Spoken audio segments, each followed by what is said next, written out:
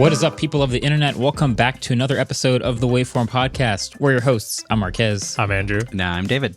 And today, on this episode this week, we've got TikTok introducing a paywall for content that includes 20-minute videos, Spotify's AI DJ we want to talk about, and we'll wrap it up with the objective top 10 smartphones of 2022. No disputing the list. We'll get into that one too. It's fun. But first, usually we leave our huge breaking news segment for the middle of our video. But I think this is the biggest news. It's too big. Probably the biggest story in 2023. Like, we can't bury the lead. Like, if people realize that we didn't talk about this at the top of the episode, like, we're in trouble. Like, this is the biggest story probably of our generation. So let's just get right into it. New yellow iPhone 14. This I didn't see this coming. To be honest, we've gotten these pale colors in the past of iPhones of what is it? We have the midnight and purple. The starlight, and there's a purple one. Yeah. Yellow really just shook the whole tech world up for a day there. It's bold, I think. Yeah, it's a bold choice. I appreciate their bravery, but yeah, we have it. Yeah, green, purple, that was expected, but as soon as the yellow hit, I didn't know how to handle it. I had to call my therapist to meet. Did you see the sides? The back is yellow, but the sides are a different yellow. Yeah. What? Two? Yeah, dude, you got to watch the videos, man. It's incredible. So they invited a lucky couple YouTubers and people with cameras to point their cameras at it, and I'm amazed that the cameras actually were able to capture what they saw. It's a wider spectrum than... In real life, I wouldn't have believed it if I saw it. It was hard to tell through the tears in my eyes of how beautiful it was, but the vibrance of it. For sure. Would you say it's more yellow than the sun, or... It kind of had a gold look to it. I think it's going to replace the sun. One of the most important product releases I think I've ever seen. I've never even seen it with my eyes, but me neither. I've seen it with my ears now that you're describing it, and I can't even imagine what it's like. The articles are something. They're poetry. They're special. Damn. This is I'm just glad to be alive. We should probably end the pod right here. Yeah. No, that's kind of it for this episode. I'm glad you tuned in. No, that yellow iPhone mid-cycle release. I did a video 2-3 years ago on mid-cycle new color product releases. If you want to watch that, that's kind of the summary of the new yellow iPhone. It's yellow. Didn't the purple iPhone video last year get 5 million views? Well, that's why I did the video. I was I usually wouldn't make a video about a new color of a phone, but if you just look down at the view count, you understand why this video exists. Yeah. So yeah, that's that was a thing for sure. Wait, the yellow purple wouldn't even iPhone show up on camera, so the purple iPhone was last year. yeah, I think so. Yeah. Oh my god. Yeah. Yeah, the Time 13 flies. because Ellis has it, the 13 mini. I have the 12. Right? I don't think Yeah. the 13 came in. I think the purple's 12. Oh. And then there was a red iPhone Was it red? 7, 10? Not 10. It was the 7, I think, then, right? I just remember us getting that and doing an unboxing in an hour and a half. Oh, and that green. video had 5 million views. Yeah. That was crazy. The You know what's 13 funny? was green. It's actually funny. Kind of some of these new colors. Everyone's camera settings and everyone's color correction is a little bit different. So Yeah. you kind of have to if you watch 3 different videos on a new color, you might actually not really know what the color is, because they'll look a little different in each video. And that's especially true with the red, because it was a really saturated red. Yeah. And that notoriously will oversaturate the red channel of people's cameras, and then it will start to peak and then look pink a little bit when it was not pink at all. Fun fact. I can't prove that my red is the same as your red anyway, though. That's true. In my brain, I know what red is. And I hope everyone listening and watching also knows what red is. Just a different red. So Yeah. Anyway, TikTok. On the clock. We have a TikTok headline. So TikTok introduces paywalled content. Kind of a trend that we've seen on social media in general is enabling creators to make more exclusive content behind a paywall for smaller audiences. Twitter already does that. Instagram actually already does that. And so now TikTok is doing that. I mean, YouTube does it also. YouTube, exactly. So I'm just going to read the bullet points here, and maybe we have some reactions to it. So it's called Series, which lets creators sell collections of videos that you can purchase. Each collection of videos can have up to 80 videos in them, and those videos can be up to 20 minutes long. So creators can choose the price for the series. They can go between $1 and $190 to charge for their series. At launch, 100% of the revenue goes to creators, minus the App Store and processing fees. And there will be a new series website to publish and track performance. That's it. It's just sell videos behind a paywall within the TikTok platform. Yeah, packs of videos, which is really interesting. Yeah, that's way different than what I was expecting. Yeah, and I mean, I'm assuming that they want it to be unique videos, but I'm wondering if creators would like sell, if they have like a series of videos that they already do, if they're just going to package them and then be like, you can buy, but what does it mean to buy a digital product, especially on TikTok, that you can already look at for free? It would have to be a unique video. It would have to be a new video. Yeah, maybe you do like a series and you have parts 1 through 8 are for free on your thing, but then parts 9 and 10 are behind the paywall or something like that. Or you could do like, if you're a cooking TikTok channel or something, you could do like we're going to do a Thai package, and then it's like 20 Thai videos. Yeah, that's an idea. Yeah. I went from seeing the title of this that you posted, thinking this is an awesome idea, to reading this and thinking, I don't think this makes any sense at all. It's kind of like Quibi. Really? I mean, so it's up to the creators to decide like what this extra content's going to be. So like when Instagram did this, you can be a paying subscriber or supporter of an Instagram page or whatever, and then there will be specific stories and posts that only paid subscribers see. So it might be similar photography to your other photos, or it might be special, behind the scenes or something, like extra content, whatever. Same thing with YouTube. YouTubers can choose what they want to be just for the paid subscribers. So that's what I thought this was going to be, but this makes me think it's different now, because when you're saying it can charge between $1 to $90 for a series, it makes it seem like you are going to create a series of 5 videos, charge X amount of, say, $10 for that, and then just that series is unlocked. Right. Whereas like YouTube and stuff is you subscribe for extra, and then like you also open all the past stuff that was like that. So it is a little different. It's TikTok like should do that. A movie on Google Play Movies or on Apple TV, basically. Yeah. You're buying a digital product that only you have access to. It would have to be a really great video. Yeah. To pay for an individual video.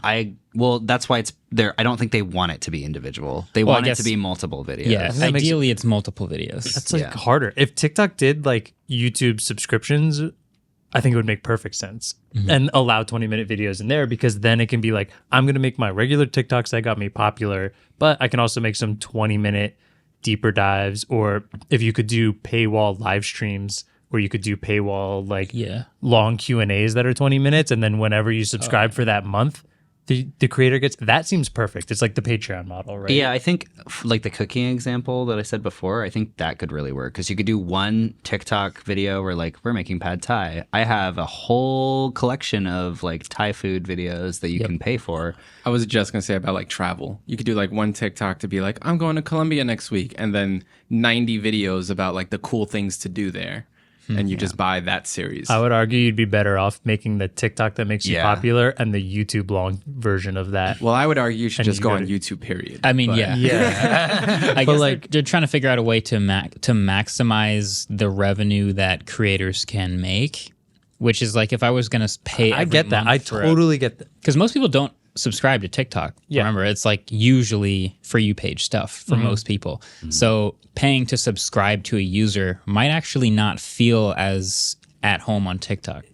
I think it feels more at home than doing weird charged like video on demand things.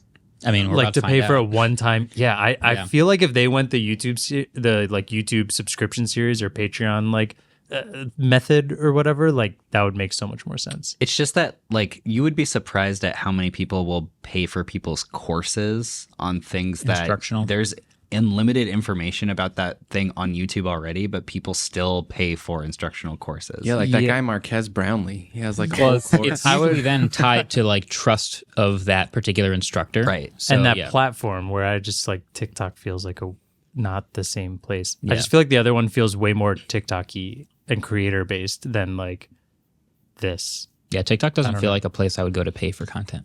Pay for specific content, not even just like extra content. Yeah, I mean, it's cool that it's an option, and I'm glad TikTok is thinking about ways to diversify a little bit in that way and offer it at least, and maybe somebody takes advantage of it and it looks really cool and people get ideas from it. I think that's why I think it would be amazing if they did it the other way. You may be underestimating the power of parasocial relationships. I think you're overestimating. I feel like it feels less parasocial relationship if I buy a person's specific video rather than get like to open the curtain behind the scenes of like extra videos that they will make. I think that's a different That I is think people it's- paying for individual pieces of content because of the parasocial relationship. Oh, that is individual pieces of content. Huh? Yeah, yeah. I think it's subscription a on both. tougher. There's like a lot of different things going on there that are a tad different. They're Whereas really like different. Like I think a perfect example is we've done member only live streams, right? Like that to me feels like now once a month I get this live stream where I am in a smaller category of people and a better chance to get in contact with this person. Engagement. That is primo parasocial relationship. Whereas if I'm just buying an already created video that I just only get to open those 5 of them, feels like Maybe almost like someone- another step away from parasocial.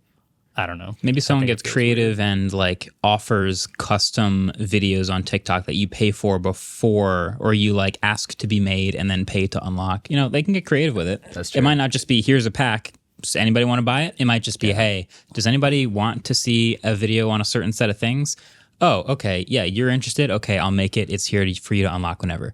That type of thing. I don't know. We'll see. People get creative with it. But I do think it's funny that instead of just trying to figure out how to monetize TikTok with advertising, the way that YouTube Shorts is trying to do it, TikTok is like, yeah, the creator fund isn't really working. Can we figure out a way for the audience to pay for it instead of actually just trying to figure out an actual ad model? I do think it's like, especially 100% revenue, like basically is agreeing, hey, we're making plenty of money by ourselves They through also our said own for ads. now, though. Yeah, So true. I think we're gonna like test how successful it is. I like the Patreon model. It lets smaller creators be able to turn things into a living, because if you do have the super loyal base, getting that extra 1,000 true followers, basically. exactly, yeah, like that's incredible.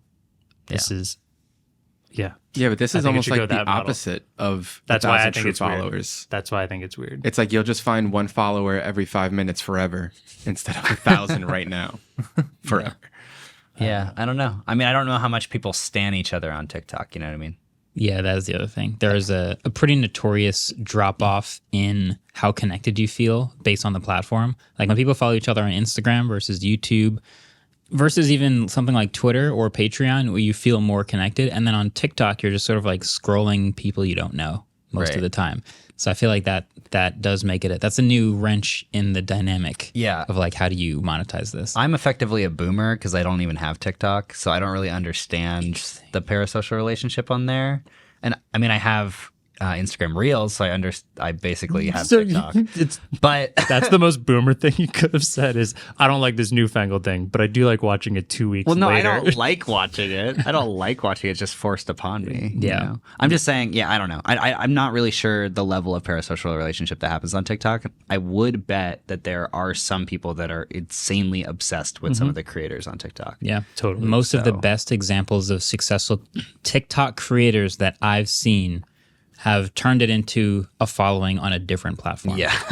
So that says This something is about true. TikTok. This is true. Yeah. So I don't know. I guess we'll see. I mean, they like they said, they're taking 100% of they're giving 100% of the revenue for now. That's great. To me, that says we're gonna see how this actually plays out. That's if a it ends up being carrot. successful, we take 30%. Yeah. Like that.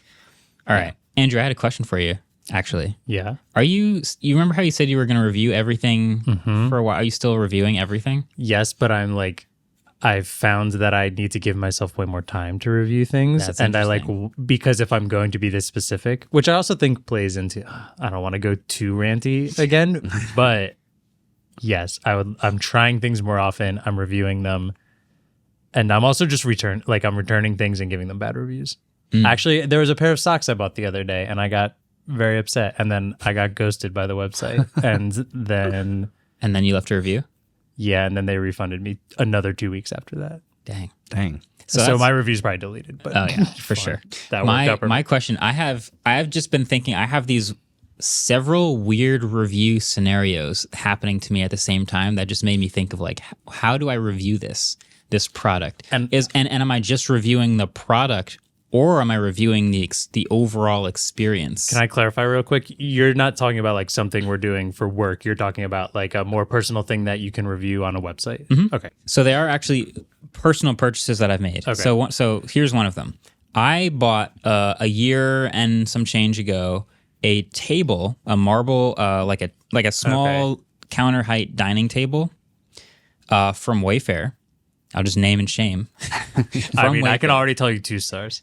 Okay, so it was a great table, and it lasted like that year and a half or whatever. It looks great. It was sturdy. Everything I liked about it pointed towards like I never reviewed it, but if I did, this would be 5 stars. And then a week and a half ago, it just broke spontaneously. Not quite full shattered like that tempered glass thing that we have, but I have a picture of it, and we'll put it on the podcast where like the side of it just kind of like broke open. Like cracked, like Big crack. big crack, yeah. Like sharp, dangerous crack. Like fit your pinky up to your first knuckle crack. Yep. Nice. Yep. Pretty bad. So this table just breaks out of nowhere spontaneously. I'm like, whoa, that's really weird. Was it because it was sitting in the sun? I don't really know how to diagnose the problem, but it clearly broke. Like, okay, well, I can't keep this table or keep using it. So I go back online and I start looking for other counter height, similar size tables that would fit the same look. And for like an hour, I'm going through all these other options. I'm reading reviews. Oh, this one's built cheaply. This one's plastic. This one doesn't, it's square instead of circular, all these other things. And you know what I landed on? The original listing for the You table got that back I to bought. it. And I started reading the reviews for the table, and everyone loves it. Nobody mentions it breaking. So I'm like, is it still 5 stars even though it broke? I called them. I was a year and a half out. So they were like, oh, yeah, it's out of warranty, so we can't do anything. Sorry, you're kind of screwed. Not And I was like, all right, well, I need to buy another table. Am I going to buy the same table because everyone had great experiences and it seems like nobody else is broke and maybe it was a freak accident? Or do I go with a different, lower rated table? I don't know. I'd probably buy the same table. I might. Are you allowed to edit reviews on Wayfair? I don't know. Maybe. I haven't left my initial review yet. Well, that would be interesting because if you're not, then that doesn't necessarily mean all those people didn't have that issue. It means they left their review really early. Exactly. And It's possible a lot of people like built the table, set it up, and a week later they were like, I love this thing, and left a great review and then disappeared. Yeah. And then everyone's table broke and nobody can adjust their reviews.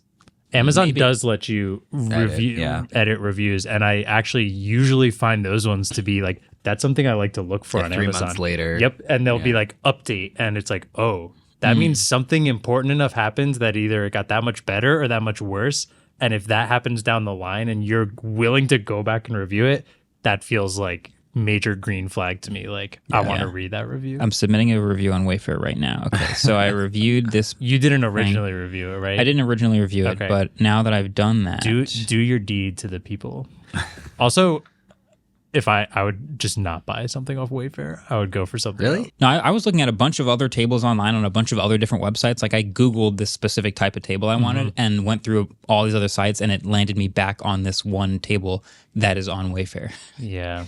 Just I feel like Wayfair is just kind of like Amazon at this point, where they're just bringing out a bunch of third-party garbage and making it look incredible, and it's all just like white labeled the same trash. And if one of them gets really good, I don't know.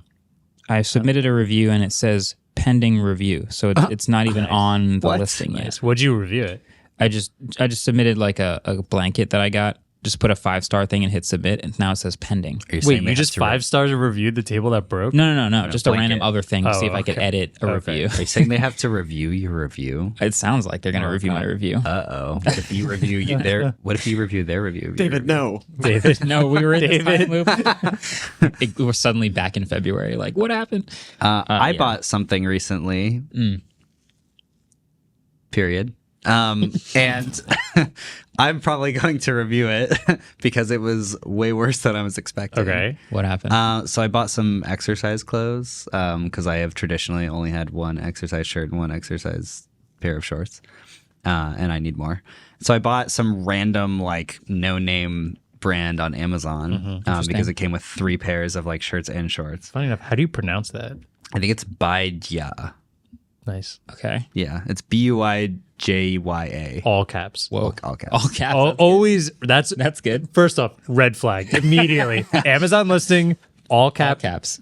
Company name, red flag. Yeah. Immediately. But so it comes with 3 pairs of both a shirt and shorts. Red flag. For $38. I could have told you this. I could have reviewed this look, already. it's workout clothes. Like, I how know. bad could they possibly be, right? No, that's comparable to Old Navy pricing. Red flag. You don't buy socks in bulk? The last pair of pants I bought at Old Navy, I wore them immediately to a wedding, and my whole crotch just split open, and I had to do the whole rehearsal dinner with Oh my god. the pants just ripped down the center. So I think coming in a Sorry, pack I of don't 3 love should Old be Navy. a yellow flag. Yeah. Not a red flag. It was, Pack of 3. I thought value because, like, look, I'm just going to the gym. How bad could these possibly? I just need to get them sweaty. Like, that's the only thing I'm using them for, right? So I open the package and I wear them, and I go to wear them, and the pants are literally backwards. Like, the drawstring is coming through the wrong side of the pants on the back. And the pockets are backwards too. And I was like, I walk into the gym. I walk into the locker room and David's just like looking at his pants. I was like, because I put them on and I tried to put them on the way it looked like it should be. And then I tried to put my hands in my pockets. I'm like, these pockets are backwards. And then I realized, no, the drawstring part is backwards. So I was like, Wait. that's weird. This brand like makes weirdly shaped pants. Hold on. And then Can I cut you you're off? saying- you're And saying I that think the- it's just the question we all have Yeah, here. the drawstring and the pockets are facing opposite directions. opposite direction. Oh, okay, Yeah, okay. you put them I thought you just had them on backwards, if sounded I'm like being you had the honest. pants on It just sounded like you had them on backwards. No. Yeah. The whole pants are backwards. My feet are facing this way, and the pants are facing the other way. Okay, so Okay, look. Okay. Yeah. So I put them on, and yeah, the drawstring's like in the back, like on my lower back, and I'm like, that's really weird. Yeah. Right.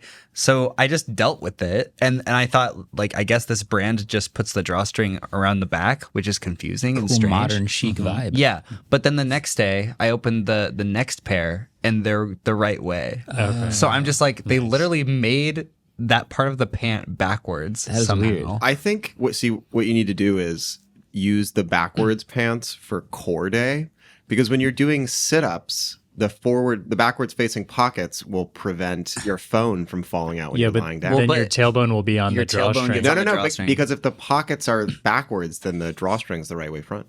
Oh, if I flip it around. Yeah. Well, if the pockets are, oh, that's a good Oh, point. are they side pockets or back Boom. pockets? They're side pockets. I think I've turned this 1-star review to a 5-star review. Feature. Okay. The other problem is that Feature or a bug. every single feature or bug, but it's only one pair of the pants because I bought 6. Right, because you only have one core day per week. Yeah, exactly. Exactly. Yeah. Feature.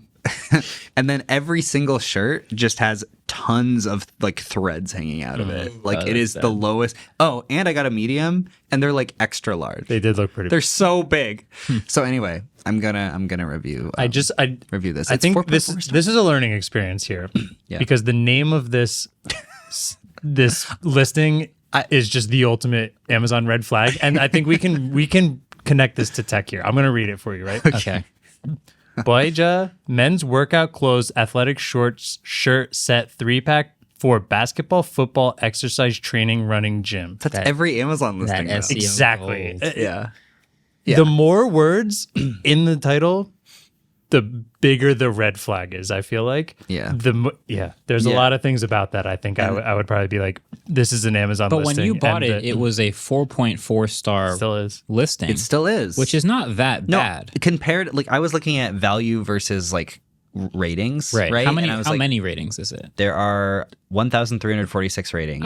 I would take a shot on that. Yeah, I would right. risk that. Like the value versus rating scale, I was like, yeah. But then it's 4.4. But then when you expand the 5-star, there's only 67% 5-star reviews. And then is it like stratified evenly, or is there a you bunch click of it? 2 and 1 stars? So it's 67% and then 16% and Oh, then it's like a- 9%. yeah. So, but there's you notice there's a little bit Our more recent 1-star reviews than 2-star. actually though. The reviews are pretty positive. So this And is a they're tough one. all this year. Did you get a fluke backwards elastic package and with like crazy oversized, like you just got a weird bad one? But that was only one pair of pants, and then all of the other ones were still terrible quality and super oversized. Oh, This you gotta person read it. only got the shirts. They didn't even send them the pants. Oh my gosh. Okay, you gotta. So what are you gonna? What is your star I'm rating? gonna give this. I was thinking 2-star because the sizing is completely wrong. Like the backwards pant thing is like funny and weird, and I don't really care. But like the fact that it's super oversized and the shirts just have threads like hanging out of them constantly, it just feels low quality. Like I pretty think bad. 2-star, even though again they're just exercise clothes, and I really don't care. But they managed to goof it up that bad. And if I could get it for the same price at Old Navy, then maybe I'd do that. I'm thinking about this table. I think I'm going to. I think you should go to a probably- furniture store and look.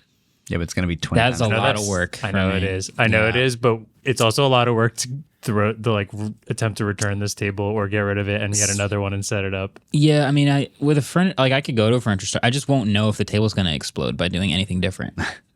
You might get a better warranty though. Yeah. Oh, this time I'm going to probably get the warranty that's more than 1 year. No, you can buy it. You can buy an I'd extended skip the warranty. I always skip the warranty. That's my Yeah, thing. same. I take good care of stuff. But this one just exploded. One other thing. Wait,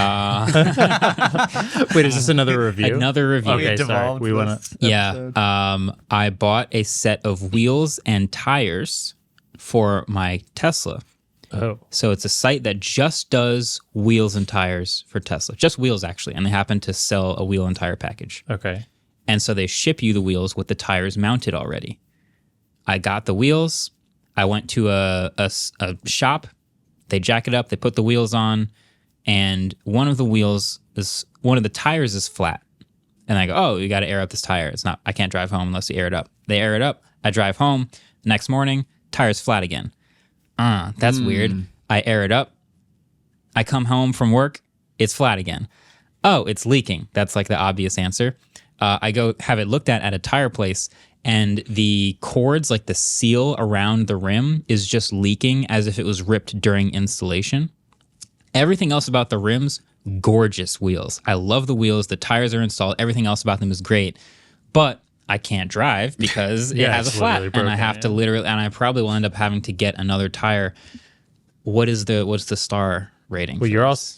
I mean, It sounds like a fluke, right? I mean, they'll replace it, right? what's their return policy? I think that's what it'll depend on. I would wait until customer service. Yeah. Yeah. Are you gonna need to get 2 tires to match? If you have to get new ones, he's gonna. I know they're all matching. I will have to. I'm guessing what I'm going to need to do is they damaged the tire when they mounted it, so I'll have to get one new tire and get that installed. That's Wait. the second time you've had work done on a vehicle where they kind of damaged it a little Yep. bit. Wait, but you said the tires were installed already. Yeah, they mounted the tire onto the wheel and then shipped me the 4 wheels with the tires. Oh yeah. So the company, not the place you got it installed at. Right. Okay. Sorry. The, I thought the you meant company they that installed damaged- them just like took them They and put them on the damaged car it, for sure. Yeah. They didn't do anything bad. It's the shippers who like put the wheel and tire package together.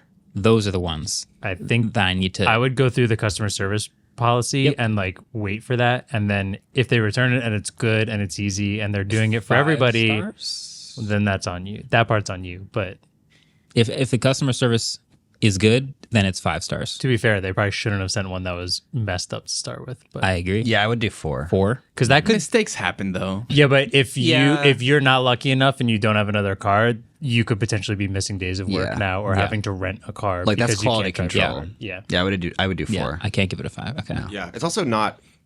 It's not subtle when you tear a tire and there's a Yeah, leak it's in it. You know what I mean? Yeah. Like, Yes, I'll give them benefit of the doubt. Yeah, that it's- maybe something weird happened. It's tough to say because it's a slow leak, and so they could have like put it all on, and then everything looked fine. They aired it up, and then they shipped them, yeah. and then they slowly lost air during shipping, and they never noticed. But I mean, I'm not a mechanic, but like, I'm sure there are a litany of tools to make sure that the air pressure Yeah. in the tire is constant. I bet you the know? person who did it in the back of their head is like, I hope I didn't rip it. But they probably knew. Fire them. They probably know. Well, that's the end of my my segment of exploring weird review scenarios. I think we should keep this up because I think we constantly have questions about, like, we review things professionally, but there's also like random things that we buy where we're like, how do you review this? Like Kinda backward weird. pants. Could we do a segment at the end where people send us in things that they bought? That was they're going to be my wondering about joke. I was reviewing? waiting for the trivia section to say that. Well, too bad. My idea now. Check me, Adam. So like people send in ideas of things that they want. People bought something and they send us what they liked and didn't like about it, and we can that'd help be fun. them. Yeah. Maybe on a slow week and end of the off the rails. only podcast. only we weird say. things though, not just like I bought a toothbrush. Like if you bought a toothbrush, Careful what you and wish it came for. backwards. Yeah. Like I bought 3 sets of pants and one of them was backwards and the other one had like the shirts were too big. Yeah, I want to hear about all the weird ones. stuff like that. Yeah. I like that idea. All right, well, let's get into trivia. All right, Ooh, lights are trivia back. time. Yellow, like the new iPhone. Lights are back.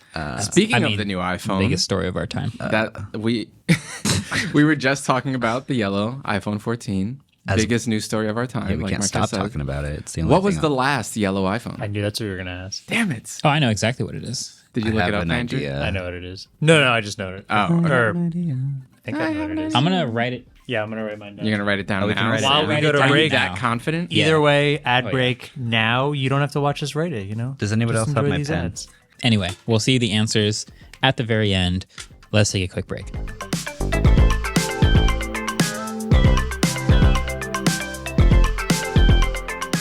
Support for Waveform comes from Indeed.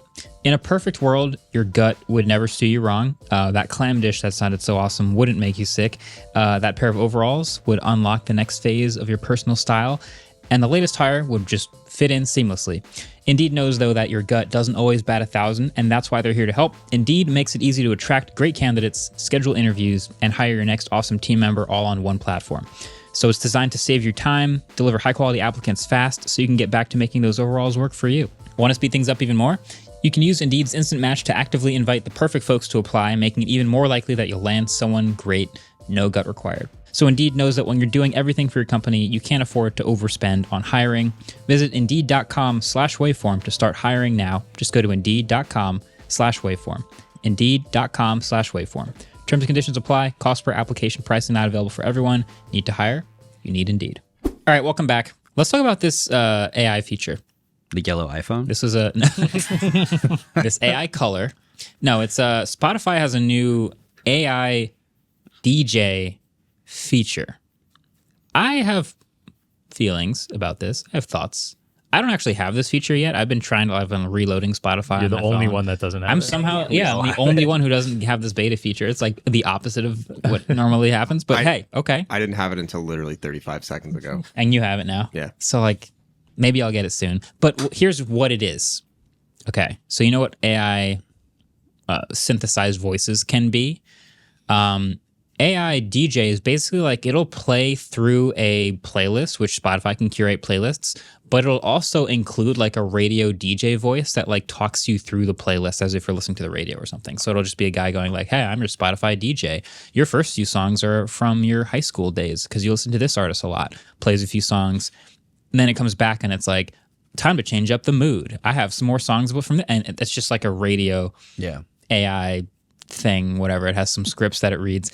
I'm not going to use this ever, but it's AI. Everyone who has a company has to do AI in some way. So here's Spotify's AI. I'm gonna let David go on it. Like let David talk on his, because so I was in your DMs. David likes it. Adam likes it. Marquez and I were super skeptical of it. It's dumb.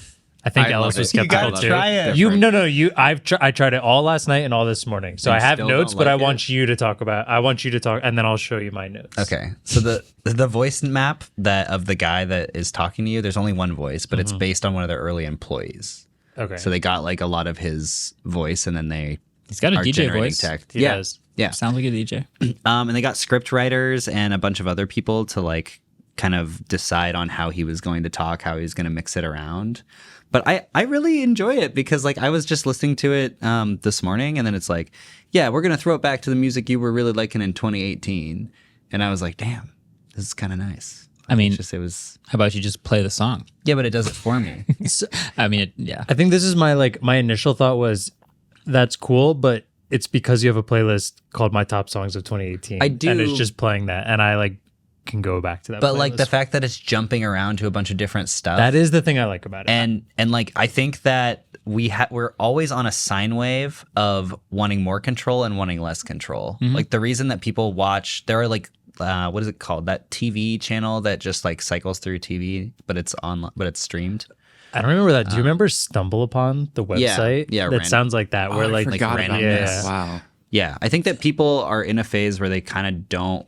They have too much choice and overabundance of choice, and they just kind of want to be served stuff.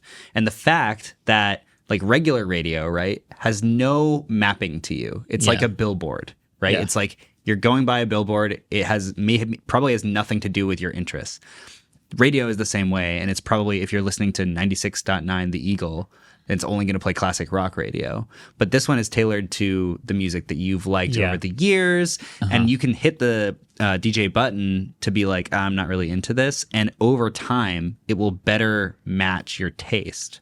So it's like a better version of what Spotify already does. Okay, so I would like all of this without the DJ voice. I was gonna say so like there's Just like an endless There's playlist already- without the DJ. Yeah, voice. there's like lots of good playlists. It's got like a hip hop mix that's tailored to my hip hop listen. So it's got a bunch of hip hop artists I listen to, and then radio sprinkles in some more. Then there's a pop mix. Then there's a Kanye mix. Then there's a Drake mix. Then there's a Deadmau5 mix, a Muse mix, and they're all like because those are things that I've listened to.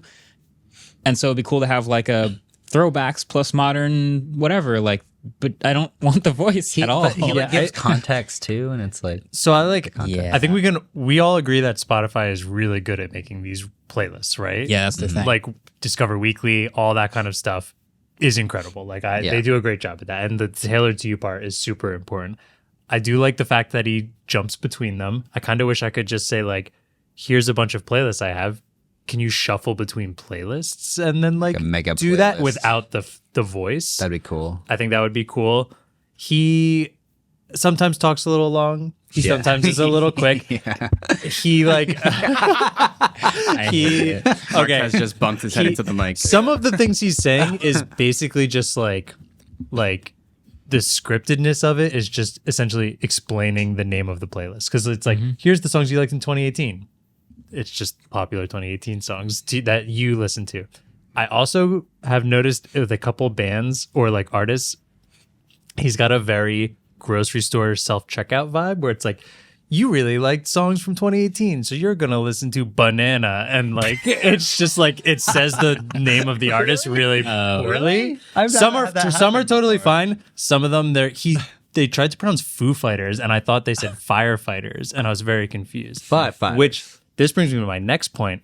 The immediate thing I thought of this is like radio. How are they going to bake ads into this? Oh no! Because it's Well, a it's voice only for now. premium subscribers. So no. I already got something I think I could kind of relate to an ad, which is it was like, you've listened to you seem to enjoy the Foo Fighters, who are going to be starting their touring again, blah, blah, blah, soon, and then giving me close by tour dates, which I can only gave you tour dates. gave me nearby tour dates because they're starting a tour again. And then that was the intro to this like next 5 songs. It played one Foo Fighters song and then 4 songs that were from a completely different genre. So it really felt forced. Sorry, just to enunciate the force, I'll slam the microphone. But it really felt like pigeonholed in there to be like, Foo Fighters are playing near you, and Foo Fighters probably paid to put their tour dates on Spotify. Well, that's just a exactly theory. why I enjoy this so much. Yeah. Because right now it's cute, it's cool, there's a voice, but with location data, with all the data Spotify has about you, with if I want to start a running playlist and just be like, I'm running, give me the DJ hyping me up, playing with tempo songs that match my pace. Give me the weather while I'm driving to work. What's the traffic on my commute to work? And I just hit the AI DJ and it does all this because it like that is where they're headed. I want this. I hope. I don't because know. that I get it. I could see. I get Because it. they're never going to replace a human DJ. Yeah. Like David was saying, it's like a human DJ is broadcasting to everyone. But if they could get an AI DJ to do the same things but be very specific to you and your tailored routine, to you. That's useful. it's over. It's like the Google Assistant of your audio world. Yeah. Listening, yeah. I get it. I have 2 more things that I noticed. Sorry, do you have anything else to say? Because I feel like I took a bunch of No, notes good, because you go told me ahead, to go try ahead. this. Yeah, All right, I so wanna hear. so I had 2 things back to back that were kind of weird. Okay. It brought up, hey, here's an artist you used to listen to, but they've seemed to fallen out of your rotation. Let's bring it back. It was some like lo-fi playlist that I must have played when I was working once. So it was like really strange. So I immediately skipped all 5 songs, and then it like I must have skipped them too fast and it got confused because then there's just 15 seconds of dead silence but like my Android Auto said the DJ was up and it just like didn't know what to say and just DJ was waited. speechless. And then he just like came back. So it was like clearly processing what This is why it it's wanted in to beta. recommend me next. And that Yeah. that I thought was kind of weird. But Interesting. I have been trying to think of like what I think this could do. You're talking about like running tempo. I think it would be cool. Like I'm going on a 30-minute run. Can you pick songs that will end at 30 minutes? Like, so you're not ending Yeah. a run at a certain point. Or like That a sounds warm cool. up tempo, Yeah. then like right in the middle, get really intense. Yeah, music. and basically, but so here's a pitch that I have that I think could be cool. Okay. We've all played Pod Quiz, right? Mm-hmm. Do you know how the first 5 is always music based and it's like play a clip of a song and you guess? I think it's always my favorite part of Pod Quiz. If the DJ could somehow do something like, I'm going to pick 20 songs that you might know and I'm going to play you clips of them and you can like play this in your car of like guessing the song and the artist. like I think that would be That's really what cool. I'm saying. This is Yeah. limitless. There's so Yeah, many I think things that would they be can When do. you tailor things specifically to the user, it makes the possibilities Yeah. a lot bigger. Okay, let me propose another version of this to you and see if Okay. it sounds absurd or not. YouTube has a recommended page. Let's say in a theoretical world, YouTube can put together a quick AI generated 10 video playlist for you based on what it knows you like watching, and it's usually pretty good. But then also insert a video AI DJ. Alex goes, Trebek. Yeah, all right, next video for you is going to be a throwback you used to watch when you were younger. Okay. It's me at the zoo. And you skip a few too fast, and then you get to the end of the playlist, and he just looks at you like, I wasn't ready for that, man. Hold up. New video. Different mediums. I feel it's I Bob. would like the playlist just minus the guy. I don't know. I Here- would like that. here's They do my- that at movie theaters. Yeah, but music you listen to over and over and over again. Videos you probably don't. Here is my counterpoint, and another thing I think could be interesting is I wish it was more interactive, potentially with voice, or it could be with forward and back buttons, because in your car, you should not be controlling your phone. Yeah. I wish the DJ in some sense was like, hey, we can either play oldies from the 70s or stuff you listened to in 2019, and I could like give it the direction or like scoot it in a certain direction, because right now it really is just going all over the place, like sending me summer 2018 into lo-fi beats into Dua Lipa is like that's wild. a crazy Sounds like a vibe. it's an interesting vibe. I do think that eventually they'll introduce some sort of natural language processing there where you has can to be. interact with it, and you could be like, interaction, for I'm sure. kind of thinking of more like I want some island vibes right now, and then it just is like, yeah, island vibes. I heard like you those loud island and vibes. clear. You were listening to those in 2018. I heard you on island vibes. Yeah. I don't know. I it's very beta. I think there's potential. It's very beta. I think it has a lot of potential. It's based on a company that they bought only a year ago, so they like implemented it very quickly.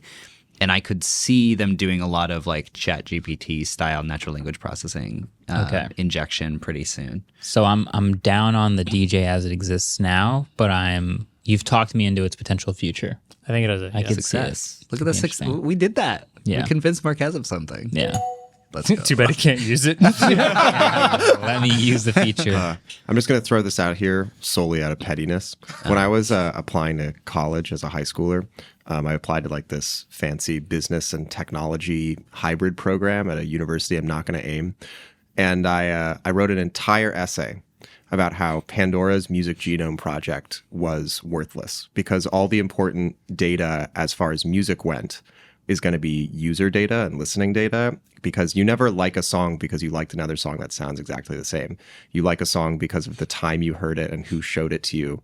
And I was like, whoever can collect all this data and use it is going to be the biggest player in the music industry. And I didn't get into this school. Wow. So I'm like, Shame him right now. Name and shame. But somewhere there's a professor who read that who's like, I'm going to teach this. yeah. so I won't name them. It rhymes with University of Schmothern Schmalifornia. I love naming and shaming. Yeah. I love shaming the schools I didn't get into. It's my favorite. Stanford, Cornell. It's whatever. It's no big deal. It's fine. Northwestern.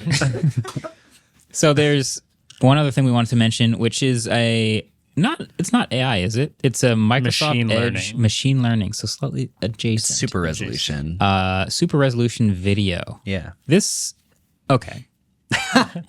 Well, I pitched this to you this morning about talking, and Yeah. you had some strong thoughts. Do you Well, want me to read the yeah. and then you can? Sure. Yeah, okay, cool. Yeah. So very quickly, Edge is introducing a new feature that can use machine learning to upscale online video content to create higher resolutions. The videos have to be 720p or lower. They can't be DRM protected, so Netflix, Hulu, HBO, stuff like that, probably mostly YouTube videos. And you have to have some certain hardware requirements, so like a 20 series or higher, or an RX 5700 or higher. Then it also says Microsoft has not mentioned if VSR can boost 720p resolutions to full 1080. Which, Weird, just like What? out there. yeah. I know David's worked with video resolution Yeah. upscaling stuff before. Yeah. So like that's why I kind of saw it interesting. And like in an ideal world, if I can play Me at the Zoo at a higher resolution or like 4K. old stuff like that, Yeah. sounds cool. Before I know you really don't think this is ever going to happen. How's your The video upscaling yeah, stuff? how is it?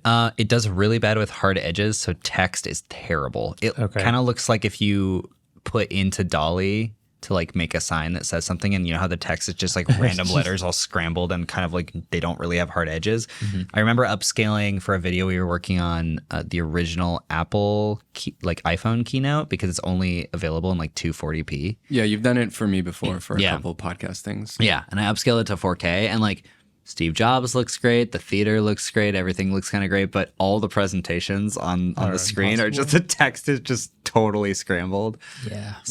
We've upscaled a few of the videos we've posted on the Waveform Twitter from 720p to 4K, and no one's like noticed or said anything like that. And also it's gotten way better recently. I used Topaz video AI for that before, and I think that within the last year or so, all of this video upscaling stuff has gotten way better. Like NVIDIA has dynamic super resolution and all this different stuff. And I'm just throwing this out here. I have no proof of this, but I think one reason they might be closing the edge upscaling to older stuff is because I find when I try to upscale things that were shot on film or shot on analog video, it can't make sense of what it's seeing. Like I think it's random noise instead of uniform. I think it's probably trained on high resolution like 4K digital video. So like the soft lines and the noise and the subtle color banding, it just freaks out because it has no reference of what that's supposed to look like. Yeah, that makes sense.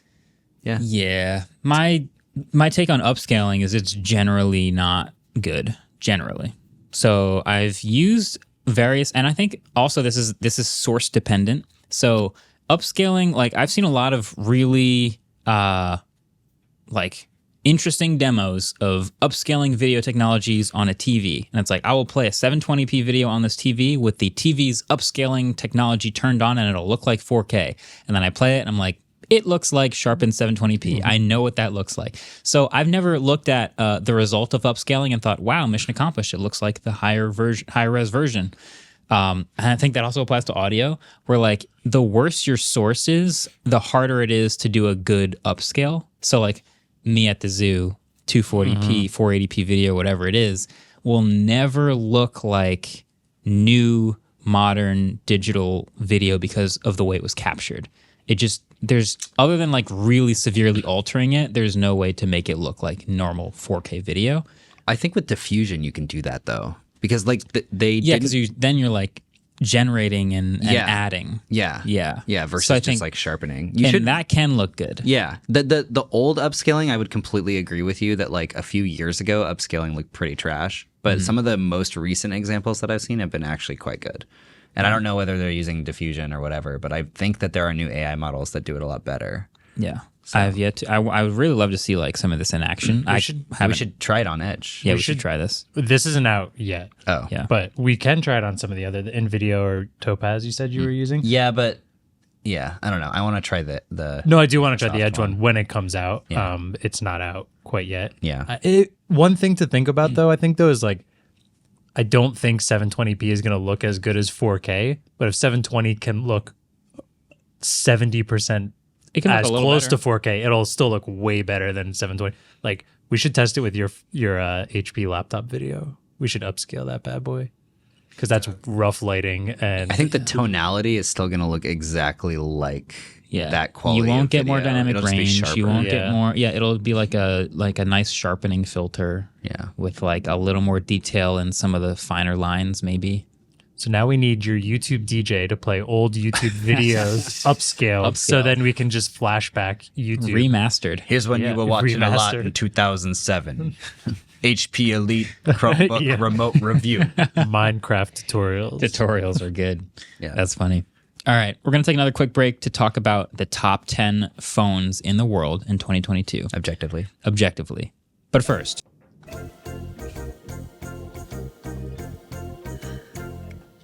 All right, so last night, Andrew, Adam, me, a few other people went to a hockey game, a New Jersey Devils game. Thank you. So I thought today would be a fun week to do a tech hockey collab question. Let's go. I finally might have the I advantage. get it wrong, So, baby. The NHL has an official app for players and coaches. It's called SAP-NHL. It runs on iPad. and it gives all sorts of like live statistics, live insights. It's actually like the kind of data it provides is super duper cool. Yeah. But the trivia question today is, on game day at the arena, how many iPad Pros is each team allowed to have? Okay. Maybe. I might have an answer. That's also an interesting question because the Flyers coach banned all iPads off of their bench. So are the Flyers paying? Off of their I don't know enough about hockey.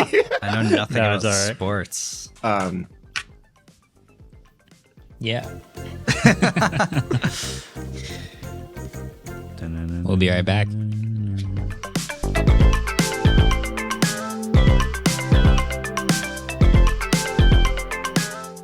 Support for this episode comes from Gigabyte. So from their top-tier gaming to powerful content creation, Gigabyte is looking to take you to the next level with their next-generation laptops. So Andrew, I know you've been using Windows laptops. You play games a lot. Did anything on the Aorus page stand out to you? Yeah, it kind of made me sad at how the specs of these laptops are so much better than my desktop at home. I'm just going to read specs right now. Okay. Core i7, up to 64 gigs of DDR5 RAM, a GTX 4070, and a screen that can do either 1440 165 hertz or 1080 360 hertz on a laptop. What? I think we're in an age where my desktop is just sad. I sitting can at only home. see 24 FPS anyway. So why would you? No, this is pretty legit. Also, Gigabyte's latest laptops under the gamer-focused Aorus and creator-centric Aero brand are available now. All the models are designed to accommodate the latest 13th gen CPUs and RTX 40 series GPUs from Intel and NVIDIA with slender, light, and sleek designs. The new Aorus 17X and 15X are the ones bringing their A game with stunning gaming performance. The flagship Aorus 17X boasts the Intel 24-core i9HX CPU, and there's also the NVIDIA RTX 4090 inside with full access to the max 175-watt TGP. So thanks to WindForce Infinity cooling system, these portable powerhouses can keep cool under pressure. And for content creators, the new Aero 14 and 16 OLED laptop with the dual color calibrated from Pantone and X-Rite 2.0 factory OLED panel let your work shine the way it's meant to with a Delta E of less than 1 for perfect color accuracy. Discover more at aorus.com/laptops/landing. All right, welcome back to the official countdown of the top 10 best smartphones of 2022. And by best, I mean most unit sales globally of the year. Number one is the yellow iPhone. I mean, no doubt about that. Yeah, But 100%. Well, 2023 is locked already. Yeah. 100% of yeah, we already know how this year's going to go, but this is 2022. So this is some data gathering from a site called Counterpoint, and they've actually broken it down into a pretty interesting chart, which is every single month. We have the top 10 for the year, but then for every month, where on that list each one of them was. It's rank, yeah. It's rank for the year. So it's really cool. So I think we're just going to put this chart on screen so you can see this real quick. And for our audio listeners, I'll just break it down. Our top 10 smartphones, starting at number 10, is the Samsung Galaxy A03. Number 9 is the iPhone SE. Number 8 is the iPhone 14 Pro. Number 7 is the iPhone 14. Number 6 is the iPhone 12. Number 5 is the iPhone 13 Pro. I'm sensing a trend here. Yeah. Number 4 is the Samsung Galaxy A13. Number 3 is the iPhone 14 Pro Max. Number 2 is the iPhone 13 Pro Max. And number 1 is the iPhone 13. This was surprising for a couple reasons to me. Number 1, this is global. Yeah. So I would expect this in the US, right? For sure. But there are a lot of other markets and a lot of other regions where I don't expect to see much on the premium iPhones like at all. Like a lot of countries, a lot of regions just don't buy premium iPhones like that. And that also we don't see premium phones from other manufacturers that are competing with the iPhone. So then you look at the month to month and it gets even more interesting. Obviously, the iPhone 14 series didn't come out till September, so they don't have anything listed on this list until September, where the iPhone 14 Pro Max debuted at number 1 and was number 1 for September, October, and November, and then gave up its spot to the iPhone 14, and it stayed at number 2. So the Pro Max is the one that's actually selling the most volume, and it sold so much volume in those 4 months that it became the number 3 best-selling phone the on the year. planet for the entire That's year. insane. That is a lot of volume. I mean, obviously Apple sells the most volume right at the beginning of the release, but that's gigantic. Yeah.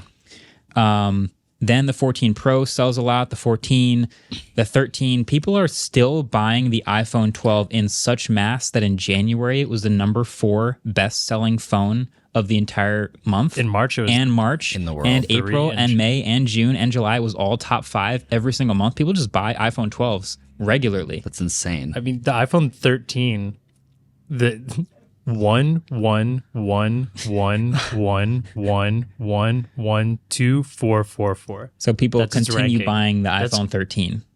For real. Crazy, yeah. Yeah. This is like also really disheartening for like Samsung.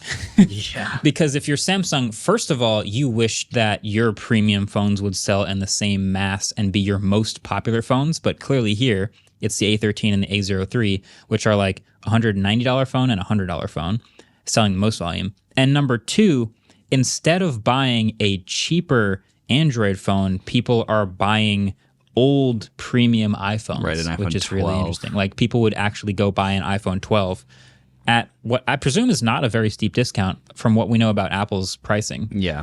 They'll keep it in the lineup, drop it by maybe $50 to $100, when they put the like graphic on stage.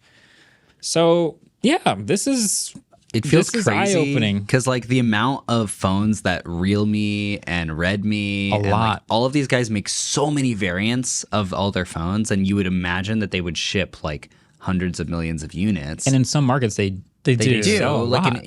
like in India they sell like crap loads. Yeah, in China and like Huawei I think phones. that is probably part of it, though, is like because this is by model, when Samsung and Realme and all have like 30 too many models, and then models. those 30 models each year or That's whatever, like possible. it's so much. So There's so one many interesting variants. thing about this graph is between the 3rd spot and the 10th spot is 1.7% to 1.1%. So like Yeah. 10 to 20 could be neck and neck, and that's where we could see a bunch of other Samsung phones, a bunch of other Realme phones. The other thing here, though, is the number 1 spot is 5% of total market share globally was the iPhone 13. Yeah. And then the next closest was half of that. Yeah. Apple totals about 15% of all global market share with these charts. So this is a type of chart then that favors Apple because they have so few models. Yeah. And that they're not the number 1 global manufacturer of phones by volume. They might be like number 3 or something like that. I think Huawei surpassed them for a while a number of years ago, but now I'm sure they If it was dropped by a lot. volume, I almost wonder if they would even be top 5 now. I wouldn't be surprised if they were, but you think of like Huawei, Honor, Realme, yeah, Samsung. Oppo.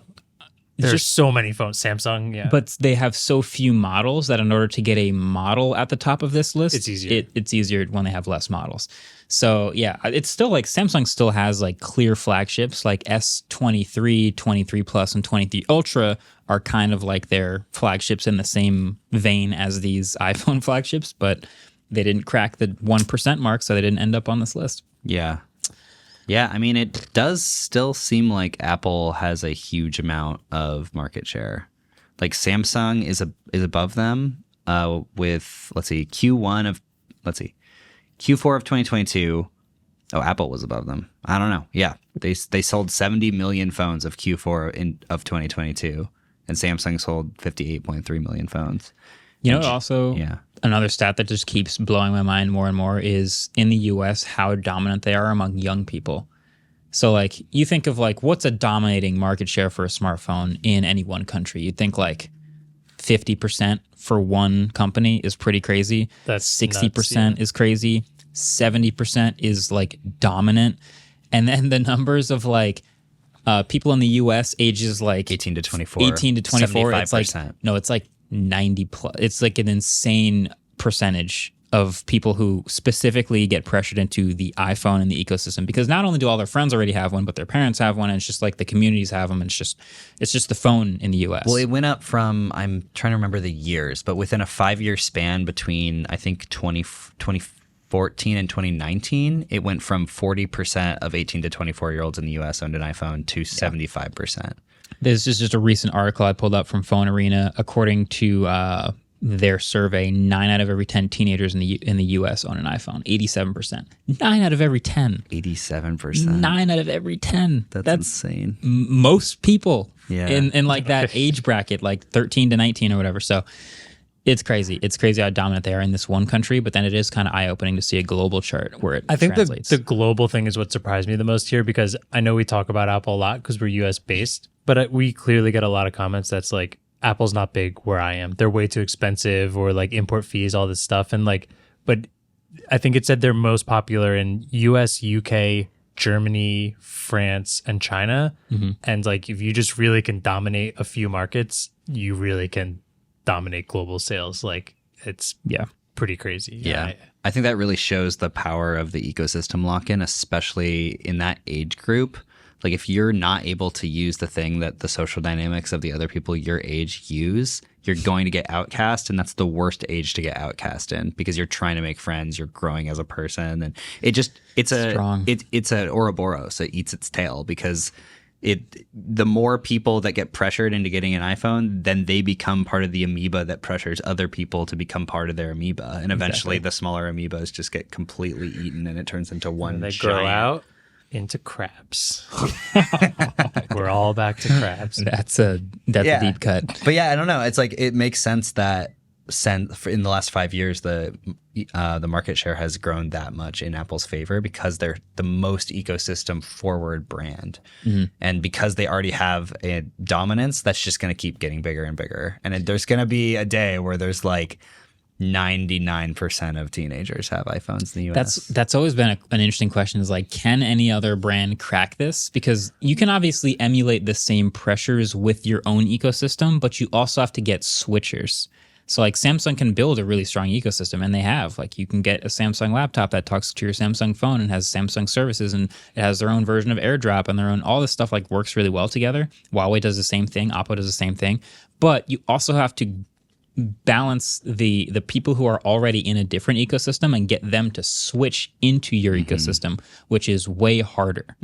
So I think it's tough to like pick someone cracking this and like actually starting to turn over market share and get into what Apple's doing. Yeah. Well, in the fragmentation of the fact that like, yeah, you can have a Samsung phone and you can have a Samsung laptop, but it's actually a Microsoft laptop, because Microsoft makes the software. This is true. And just the level of parity between those devices, if they're not made by the same manufacturer, is just always glitchy and buggy and never really works that well. Because like, what is Microsoft's incentive to make this random Samsung pairing app any good? Yeah, and it'll be a Samsung laptop with an Intel processor, Exactly. and the other, Microsoft's OS, and it's like, you look across the aisle and it's an Apple chip with an Apple computer with an Apple piece of software on it, and like an Apple phone. Of course, they all work great together. Like, Apple architects things within the hardware to be software features that work well with their other devices. Yeah, You can't do that if you're fragmented as a device. yeah, So it's tough. Wow. anyway,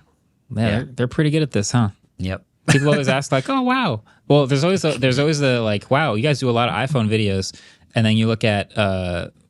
We were joking about the yellow iPhone being the biggest story of our time. Joking? What? I mean, of course, it is the biggest story of our time.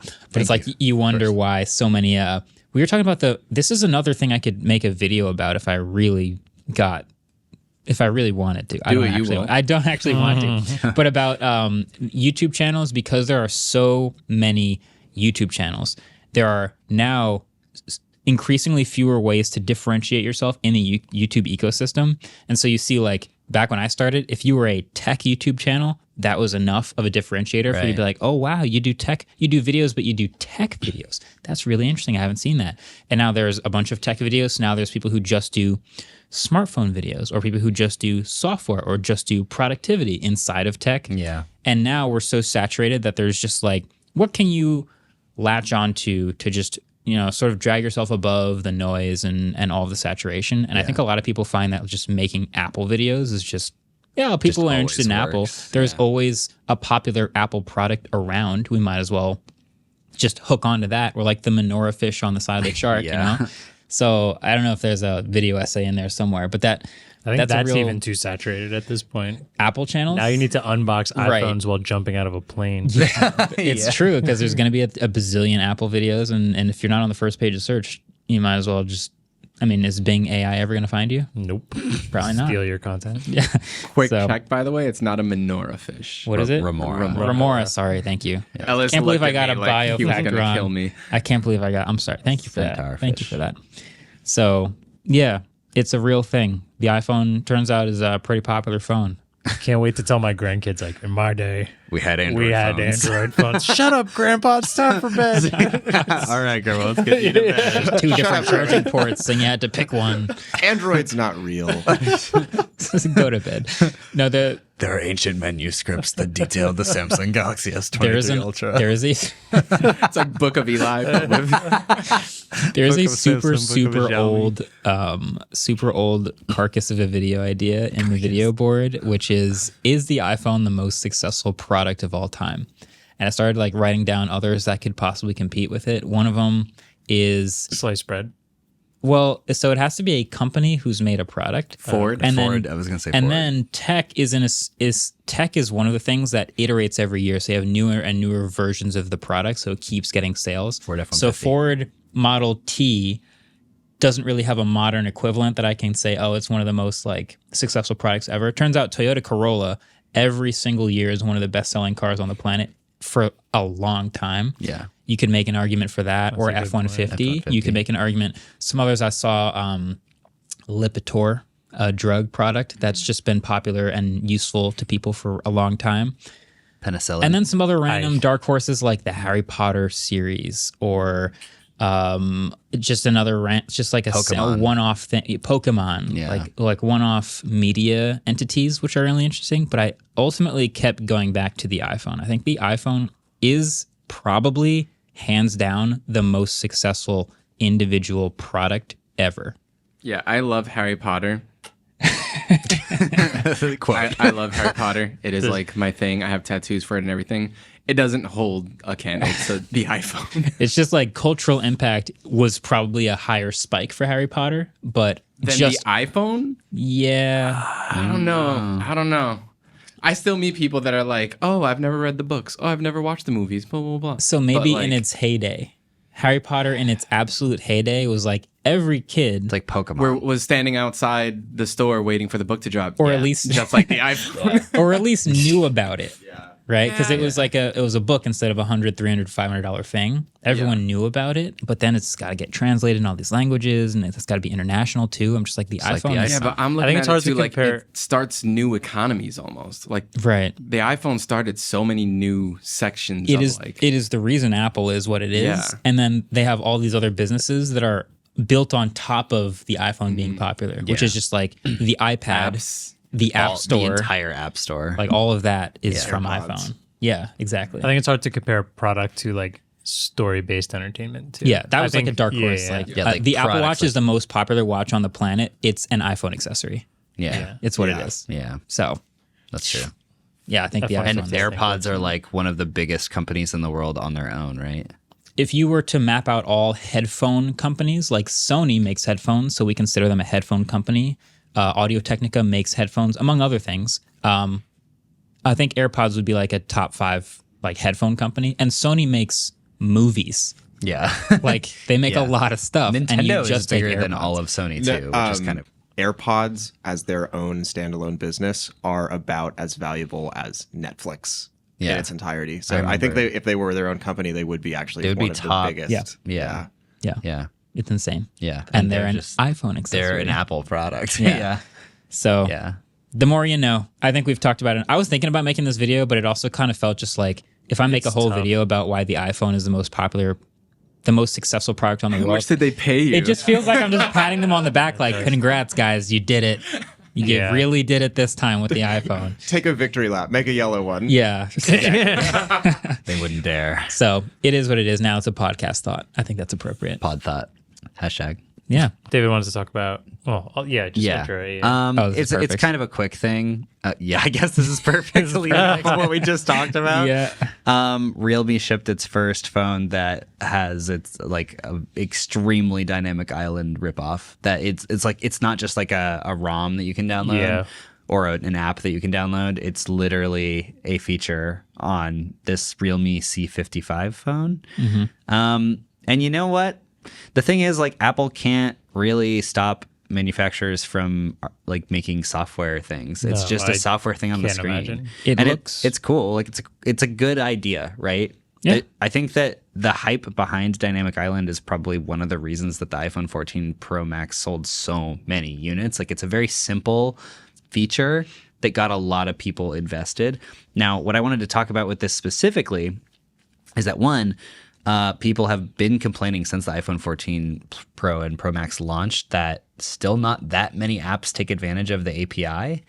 But even less apps are going to be made like this one. because this is not like there's an Android API that can take advantage of Dynamic Island. It'd be like Realme would have to be like, hey guys, Uber, the Calling C55, all developers. the Realme C55. Like, every single time a company releases like a fringe product, they always go like, and we opened the API so anyone can make anything. Like, Razer's done this a ton of times with like their weird products, and nobody makes anything. It's tough. And the fact that Apple can't even get enough manufacturers to make stuff for the Dynamic Island, it's like, Yeah. Realme is just gonna. Yeah. There's gonna be system information, charging animations, whatever. The charging animation looks It looks dope. terrible. Wow. Wait, I haven't seen it, so I don't know what to think right now. Look at this. Tell me this isn't a tenth of as good as what Apple's is. And I'm saying that because they wrote SuperVOOC in the charging animation. How could you? It says SuperVOOC. Why would you put that on the And top of the phone? you know what's funny too is it says 99% right next to the battery icon that says 99%. Exactly.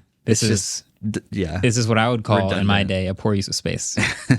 This is crazy. I mean, the space is there, right? It's a software feature. this is funny because it's just a regular webcam hole punch cutout. Yeah. Like, Yeah, I do like having stuff at the top as basically like quick switch. I think that's what was cool about Dynamic Island. They needed to do it more so on the full pill cutout. if you're going to do all of this for charging, why is this also here? I'm not talking about this. I'm not This talking is about bad. charging. I agree with you on that Yeah. one. I think to what David said, like, and it's not even necessarily Realme's fault. It's not Samsung's fault.